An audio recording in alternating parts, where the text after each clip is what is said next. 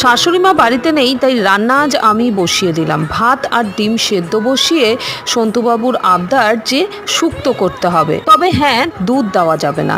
সবার প্রথমেই কুকারে নুন দিয়ে কাঁচকলা, সজনে ডাঁটা, আলু লম্বা লম্বা করে কেটে একটা সিটি দিয়ে নিলাম। এদিকে শুকনো খোলায় রাঁধুনি আর মৌরি ভেজে নিয়ে গুঁড়ো করে নিয়েছি। আর একটা মশলা করে নিচ্ছি পোস্ত, আদা, সাদা সর্ষে। কাকি বেটে দিচ্ছে, ততক্ষণে উচ্ছে, বরবটি, বেগুন, বড়ি একে একে নুন দিয়ে ভেজে নিলাম। ওই কড়াইতেই পাঁচফোড়ন আর শুকনো লঙ্কা ফোড়নে দিয়ে এবার দিয়ে দিচ্ছি বাটা মশলাটা। একটু জল দিয়ে ভালো করে কষিয়ে তেল ছেড়ে আসলে দিয়ে দেবো সেদ্ধ সবজিগুলো। রান্না করতে গিয়ে হাতে অনেক বড় ফোসকা ফেলে দিয়েছি। আমি দিয়েছি কলগেট, দেখা যাক ফোসকা পড়ে কি পড়ে না।